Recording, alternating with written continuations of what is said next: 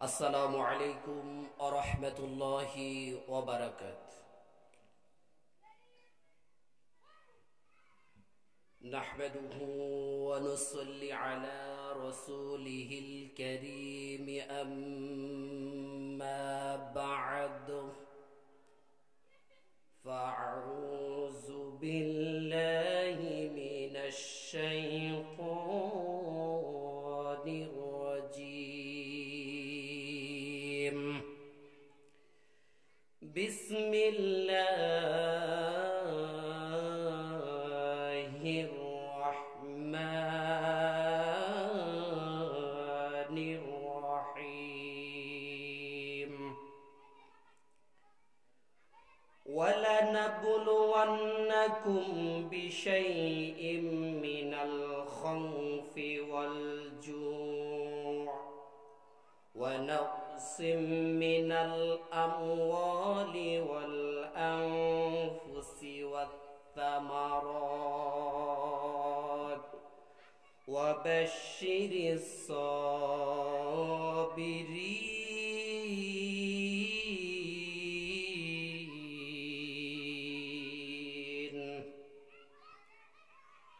وقال تعالى في شان حبيبه: إن الله وملائكته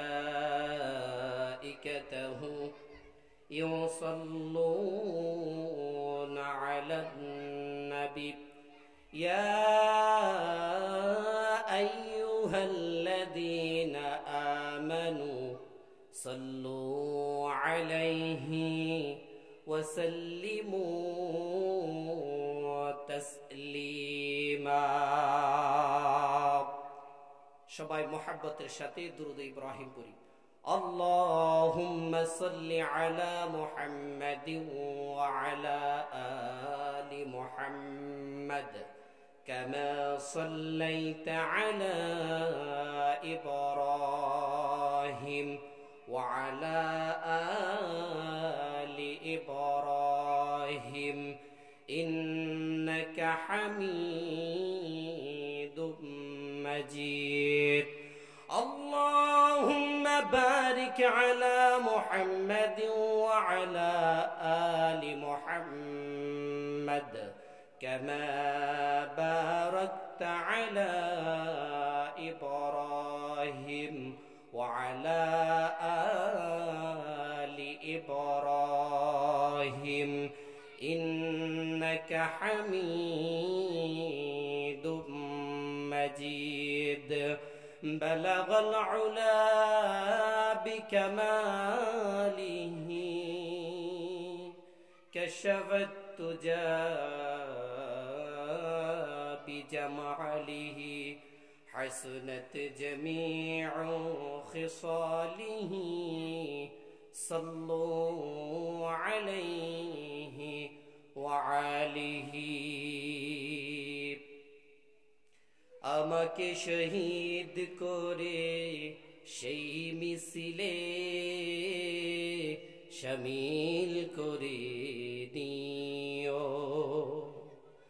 আমাকে শহীদ করে সেই মিছিলে শামিল করে নিও। যেই মিছিলের নেতা কাদের মোল্লা, যেই মিছিলের নেতা কাদের মোল্লা, আল্লামা সাঈদী আল্লাহর ছিল যারা অতি প্রিয় শামিল করে নিও। আমাকে শহীদ করে সেই মিছিলে শামিল করে নিও। শুকরগুজার করি আল্লাহ তাআলার দরবারে যে আল্লাহ তাআলা আমাদেরকে আজকের এই একটি জান্নাতের বাগানে বসার মতো তৌফিক যিনি দিয়েছেন, তার দরবারে প্রশংসা আদায় করা দরকার আছে না নাই?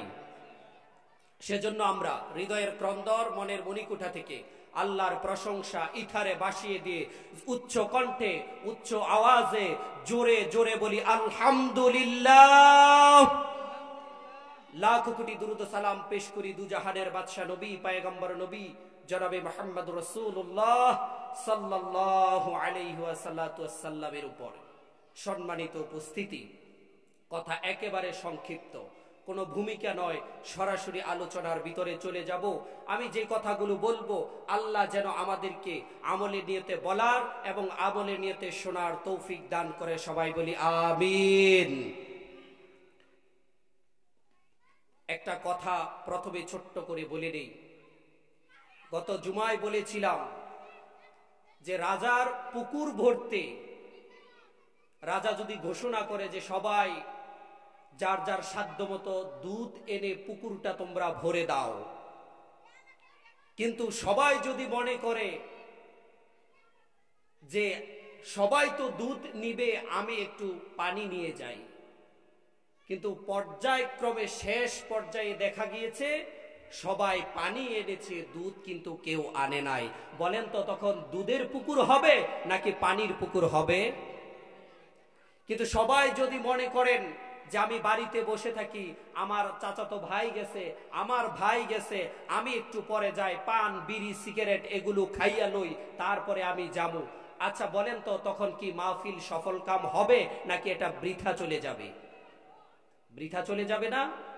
তাই আমি বলবো আমার মাইকের আওয়াজ যতটুকু যাচ্ছে, যাদের কর্ণকোহর দিয়ে হৃদয়ের ক্রন্দরে বাজছে, তারা যেন যদি ইমানের ন্যূনতম দাবি করে থাকে, তারা ঘরে বসে থাকতে পারে না। কথা কন ঠিক কিনা? এটা কোনো সহজ কথা নয়। ইমানের দাবি এটা কোনো সহজ কথা নয়। ইমানের উপরে ইস্তেকামত থাকা, অবিচল থাকা, এটা কিন্তু সহজ কথা নয়, চারটিখানি কথা নয়। ইমানের উপর অবিচল থাকতে গিয়ে কোনো মানুষ কিন্তু ইমান থেকে বিপদে চলে গেছে, শয়তানের পদাঙ্ক অনুসরণ করে জাহান্নামে চলে গেছে। রসুলের পিছনে নামাজ পড়েছে ঠিক, কিন্তু ইমানটাকে ধরে রাখতে পারে নাই। রসুল যে গোপন পরামর্শ করত, এগুলো গিয়ে কাফেরের কাছে পাশ করে দিত।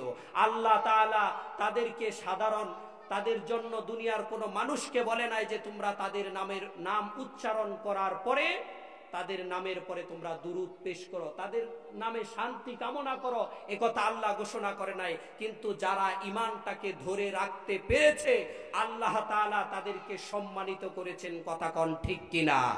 আজও যারা ইমানের ন্যূনতম দাবি করে ঘরে বসে না থেকে মাহফিলে চলে আসবে, কোরআনকে মহব্বত করবে, ওই সকল মানুষ আল্লাহর তৈরি জান্নাতে চলে যাবে। কথা কন ঠিক কিনা? আপনারা কি কথা বলতে ভয় পান? তাহলে উচ্চ আওয়াজে বলবেন, যারা কোরআনকে মহব্বত করবে না, কোরআনকে ভালোবাসবে না, ওই সকল মানুষ জান্নাতে যাবে না জাহান্নামে যাবে? আমরা জান্নাতে যেতে চাই নাকি জাহান্নামে যেতে চাই? জান্নাতে যেতে চাই সবাই। যদি জান্নাতে যেতে চাই, আমি চাই আমার প্রত্যেকটা ভাই জান্নাতে যাক। কেউ জাহান্নামে গেলে আমার কোনো লাভ হবে না, আবার জান্নাতে গেলে আমার কোনো ক্ষতি হবে না। জাহান্নামে গেলে আমার কোনো ক্ষতি লাভ আছে? লাভ আছে? আমার কোনো লাভ নাই। জান্নাতে গেলে আমার কোনো ক্ষতি নাই। সুতরাং আমি চাই আমি সহ আমি ওই ভাই যেন আমরা সবাই মিলে একই কাতারে দাঁড়িয়ে আমরা যেন সেই আল্লাহর জান্নাতের মেহমান হতে পারি। সবাই বলেন আমিন। আল্লাহ সবাইকে সেই তৌফিক দান করুক। আমি যে আয়াতটা তেলাওয়াত করেছি, এই দু চারটি কথা আয়াতের আলোকে বলার চেষ্টা করব, তারপরে আমি আপনাদের কাছ থেকে বিদায় নিব। কারণ আমি প্রতিদিনই কথা বলি, আপনারা প্রতিদিনই শোনেন। আল্লাহ রাব্বুল আলামিন এই সকল মানুষদেরকে কিয়ামত পর্যন্ত যতগুলো মানুষ আসবে তাদের ব্যাপারে আল্লাহ তাআলা সূরা মুমিনিনে একটা ঘোষণা দিয়ে দিয়েছেন। একটা ঘোষণা দিয়ে তাম পৃথিবীর মানুষদেরকে জানিয়ে দিচ্ছেন। আল্লাহ রাব্বুল আলামিন বলছেন, আফা হাসিবিতুম আন্নামা খলাকনাকুম আবাসা, তোমরা কি মনে করেছিলে যে আমি তোমাদেরকে কেবল অনর্থক সৃষ্টি করেছি? দুনিয়াতে আসবা, রং বেরঙ্গের বিভিন্ন জায়গায় তোমরা ছুটে বেড়াইবা, গাঁজা খাইবা, বিড়ি খাইবা, তাস খেলবা, এগুলোর জন্য কি আমি তোমাদেরকে বানাইছি রে বান্দা? না, তোমাদেরকে আমি এগুলো এই জন্য তোমাদেরকে আমি দুনিয়াতে পাঠাই নাই, আমি তোমাদেরকে এজন্য পাঠাই নাই। তবে মনে রেখো, যদি তোমরা আমার হুকুমের বাহিরে তোমরা চলে যাও, আমার কাছে তোমাদেরকে ফিরে আসাই লাগবে। আল্লাহর কাছে ফিরে যাওয়া ছাড়া আমাদের কোনো পথ আছে? কেউ পৃথিবীতে স্থায়ীভাবে এসেছেন? কেউ পৃথিবীতে থেকেছে? আপনার বাপ দাদা পূর্বপুরুষ তারা কি কেউ পৃথিবীতে বেঁচে আছে? তাহলে কেউ বেঁচে নেই পৃথিবীতে। সুতরাং আমাকেও যেতে হবে, আপনাকেও যেতে হবে। এজন্য আমরা আল্লাহর হুকুমিয়াত আমাদের জীবনে সমাজে বাস্তবায়ন করার দরকার আছে না নাই? ঘরে বসে থেকে জান্নাতে যাওয়া যাবে? কথা বলেন না কেন? ঘরে বসে কি জান্নাতে যাওয়া যাবে? তাহলে কি করতে হবে? কোরআনকে মহব্বত করতে হবে। আল্লাহ রাব্বুল আলামিন তামাম পৃথিবীর মানুষদেরকে কিয়ামত পর্যন্ত যতগুলো মানুষ এই পৃথিবীর জমিনে আগমন করবে, আল্লাহ রাব্বুল আলামিন তামাম পৃথিবীর মানুষদেরকে ডাক দিয়ে তিনি বলেছেন, আফা হাসিবতুম আন্নামা খালাকনাকুম আবাসা, হে মানুষ তোমরা কি ভেবেছ আমি তোমাদেরকে অনর্থক, কেবলমাত্র অনর্থক তোমাদেরকে আমি দুনিয়াতে পাঠাইছি? না বান্দা, তোমাদেরকে আমি অনর্থক নিরর্থক ভাবে তোমাদেরকে আমি পৃথিবীতে পাঠাই নাই। তোমরা যদি ভেবে থাকো এই পৃথিবীতে তোমরা চিরস্থায়ী ভাবে থাকবা, আমার হুকুমিয়াতের বাহিরে চলে গিয়ে তোমরা তোমাদের ক্ষমতা ধরে রেখে আমার বিরুদ্ধে উচ্চারণ করবা আর তোমরা পৃথিবীতে বেঁচে থাকবা, মনে রেখো বান্দা, কখনোই তোমরা পৃথিবীতে চিরস্থায়ী হতে পারবা না। আল্লাহ রাব্বুল আলামিন তারপরে বলছেন, ওয়া আন্নাকুম ইলাইনা লা তুরজাউন। আল্লাহ পাক রব্বুল আলামিন तमाम পৃথিবীর মানুষদেরকে জানিয়ে দিলেন, হে পৃথিবীর মানুষ সম্প্রদায়, তোমরা শুনে রেখো, পৃথিবীতে যে যত বড় রাজা দিরাজ হও না কেন, রাজা বাদশাহ হও না কেন, এমপি মন্ত্রী চেয়ারম্যান নেতা খেতা যাই হও না কেন, এই পৃথিবীর জমিনে কেউ তোমরা চিরস্থায়ী থাকতে পারবা না। আবার যদি তোমরা এটা মনে করে থাকো তুমি তো 5 ওয়াক্ত নামাজ পড়ো, তোমার চাপায় দাড়ি আছে, গায়ের মধ্যে লম্বা জুব্বা আছে, মাথার মধ্যে টুপি আছে, তুমি যদি একথা নামাজ পড়ে বের হয়ে যদি সুবহানাল্লাহ আলহামদুলিল্লাহর জিকির করো, আর জিকির করার সময় ওই ক্ষেতের আইল কাটার সময় যখন তুমি ক্ষেতের আইল কাটো আর বলতে থাকো সুবহানাল্লাহ আলহামদুলিল্লাহ এই কথা বলো আর ক্ষেতের আইল কাটতে থাকো, তখন মনে রেখো ওই কাল কিয়ামতের ময়দান যেদিন কায়েম হয়ে যাবে, ওই আখিরাতে আল্লাহর আসামির কাঠ গড়াই কিন্তু তুমি ধরা খেয়ে যাবে। ঠিক কিনা কোন আমার মুসলমান ভাইরা? আল্লাহ রাব্বুল আলামিন দুনিয়াতে এই বান্দাদেরকে পাঠালেন, পাঠানোর পরে আল্লাহ বলছেন এই বান্দা যখন দুনিয়াতে আসলো, আসার পরে আমি রব্বে কারীম তাদেরকে আমি পরীক্ষা করব, যেই পরীক্ষা আমি আমার পয়গম্বরদেরকে করেছিলাম, যেই পরীক্ষা সাহাবায়ে কেরাম করেছিল, যার ঈমান যতটুকু মজবুত ছিল আমি আল্লাহ রাব্বুল আলামিনের তরফ থেকে ওই বান্দাকে ততটুকু পরিমাণের বালা মুসিবত দিয়ে আমি তাদেরকে পরীক্ষা করেছি। আল্লাহ রাব্বুল আলামিন তিনি কোরআনে কারিমে বলছেন, ওয়ালা নাবলুওয়ান্নাকুম বিশাইইম মিনাল খাউফি ওয়াল জু' ওয়া নাকসিম মিনাল আমওয়ালি ওয়াল আনফুসি ওয়াত থামারাত। আল্লাহ রাব্বুল আলামিন বলছেন, বান্দা দুনিয়ায় যখন তুমি আসলা আমি তোমাকে পরীক্ষা করব, যেমনি ভাবে পরীক্ষা করেছিলাম তোমাদের পূর্ববর্তী যতগুলো উম্মত ছিল, যতগুলো বান্দা ছিল, পয়গম্বর ছিল, যতগুলো আল্লাহর প্রিয় বান্দা ছিল, আমি তাদেরকে যেমনি ভাবে পরীক্ষা করেছি তোমাদেরকেও আমি পরীক্ষা করব। এখন আল্লাহ রাব্বুল আলামিন আমাদেরকে কোন কোন বিষয় নিয়ে তিনি পরীক্ষা করবেন কোরআনে কারিমের ভিতরে আল্লাহ রাব্বুল আলামিন জানিয়ে দিচ্ছেন, বান্দা তুমি শোনো, তোমাকে আমি কি কি বিষয়ে পরীক্ষা করব। একটা পরীক্ষা করব, তোমাকে আমি তোমার অন্তরে ভয় দিব, তোমাকে আমি দারিদ্রতা দিব, তোমার পেটে ক্ষুধা লাগাইয়া দিব, তোমার জান এবং মালের ক্ষতি দিয়ে, তোমার ফসলাদি দিয়ে আমি বান্দা তোমার এই যে এগুলার অনিষ্ট হবে, ক্ষয়ক্ষতি হবে, এই ক্ষয়ক্ষতি দ্বারা বান্দা আমি তোমাকে পরীক্ষা করব। আর এই পরীক্ষা যখন করব, যখন তোমরা ধৈর্য ধারণ করতে পারবে, অবাশশিরিস সাবিরিন।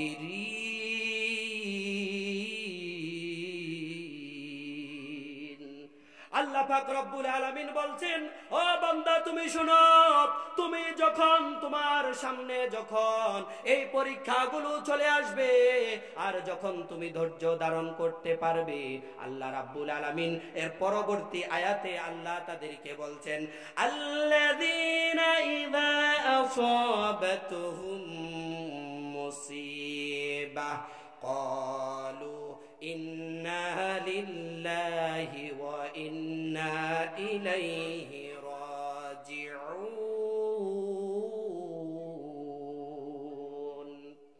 আল্লাহ রাব্বুল আলামিন বলছেন, যারা নাকি এই বিপদ বালা মুসিবত যখন তাদের সামনে এসে বর্তিয়ে যাবে, তাদের উপরে যখন পড়ে যাবে, ও বান্দা তোমরা শোনো, যখন তোমরা ধৈর্য ধারণ করতে পারবা, আল্লাহ বলছেন তুমি তাদেরকে বলো তারা যেন হৃদয়ে কোনো আক্রান্ত না হয়, আল্লাহর উপর থেকে যেন আস্থা না হারিয়ে যায়।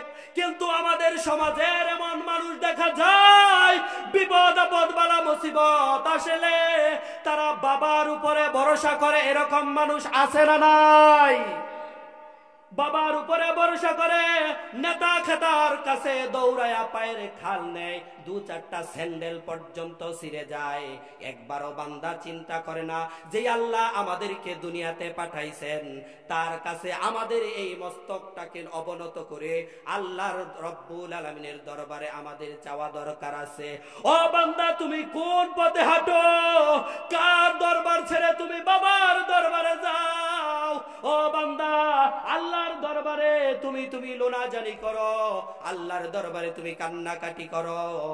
আল্লাহর দরবারে কান্নাকাটি করলে আমাদের মনের আশা যিনি পূরণ করে দেয়, জোরে জোরে মুসলমান বলেন তার নাম কি? আল্লাহর নাম উচ্চারণ করতে কি কষ্ট হয়? একবার জোরে উচ্চারণ করেন আল্লাহ, আরেকবার বলেন আল্লাহ। আল্লাহর নাম উচ্চারণ করলে বলেন তো হৃদয়ে প্রশান্তি আসে না? না প্রশান্তি আসে কি না বলেন? আসে না? তাহলে আল্লাহর নাম আমরা যেই কাজে বিপদে পড়ব, যখনই বিপদে পড়ব, আল্লাহর কাছে আমরা ছুটে যাব, আল্লাহর কাছে আমাদের এই মস্তকটাকে অবনীত করে দিব, তাহলে আল্লাহ আমাদের সকল বালা মুসিবত থেকে তিনি হেফাজত করবেন। ও বান্দা তুমি দেখো, আল্লাহর হাবিব সাল্লাল্লাহু আলাইহি সাল্লাম এই আয়াতের তাফসিরে তিরমিজি শরীফের বর্ণনায় আসছে, আল্লাহর হাবিব বলতেছেন, কোন মুসলমানের উচিত নয় নিজেকে অপমানিত করা। উপস্থিত সাহাবায়ে কেরাম বলল, ইয়া রাসূলুল্লাহ, ইয়া হাবিবাল্লাহ, একজন মুমিন কিভাবে নিজেকে অপমানিত করে? আল্লাহর হাবিব ডাক দিয়ে কয়, ও সাহাবা তোমরা শুনো, যখন একজন মুমিনের উপর যখন বালা মুসিবত যখন এসে যায়, ওই বালা মুসিবতে ধৈর্য না ধরে সে বিচলিত হয়ে যায়। আর যখন ওই মুমিন যখন বিচলিত হয়ে যায়, তাহলে ওই মুসলমানটা নিজেকে এসে অপমানিত করে নিল। যেমনি ভাবে অপমানিত করে নাই কোন সাহাবায়ে কেরাম। ফেরাউনের ঘরে দাসী ছিল, ওই দাসী ফেরাউনের পালিত কন্যার মাথা আশ্রাইতেছে, চিরুনি দিয়ে আশ্রাইতেছে, আশ্রাইতেছে। এক পর্যায়ে ওই দাসীর হাত থেকে চিরুনিটা জমিনে পড়ে গেল। দাসী আবার ওই চিরুনিটা মাটি থেকে উঠাবেন, আর তিনি বলছেন বিসমিল্লাহ, আল্লাহর নাম বলে তিনি চিরুনিটা ওই জমিন থেকে উত্তোলন করলেন। ফেরাউনের কন্যা বলল, ও দাসী, আমার বাবার ঘরে খাও, আমার বাবারটা পরো, আমার বাবার ঘরে থাকো। কিন্তু তোমার হাত থেকে যখন চিরুনি পড়ে গেছে, তুমি কার নাম উচ্চারণ করে এই চিরুনিটা তুললা? দাসী ডাক দিয়ে কয়, ফেরাউনের কন্যা তুমি শোনো, আমি যার নাম নিয়ে চিরুনিটা জমিন থেকে উঠাইছি, তিনি হলেন এমন একজন ব্যক্তি, এমন একজন রব, সে হচ্ছে তোমার বাবারও রব, তোমারও রব, আমি দাসীরও রব। আমি তার নাম নিয়ে, এই তামাম পৃথিবীর মালিক যিনি, তার নাম নিয়ে আমি এই চিরুনিটা জমিন থেকে উঠাইলাম। ফেরাউনের কন্যা বলল, তোমার এত বড় স্পর্ধা! আমার বাবা নিজেকে খোদা দাবি করেছে, সবাই খোদা বলে আমার বাবাকে স্বীকৃতি দিয়েছে, আর তুমি আমার বাবাকে না মেনে তুমি কাকে তুমি রব হিসাবে মানছো? এখনো সময় আছে, তুমি যাকে রব হিসাবে ঘোষণা করেছ, এই মুহূর্তে তুমি তাকে পরিত্যাগ করে আমার বাবাকে তুমি রব হিসাবে মেনে নাও।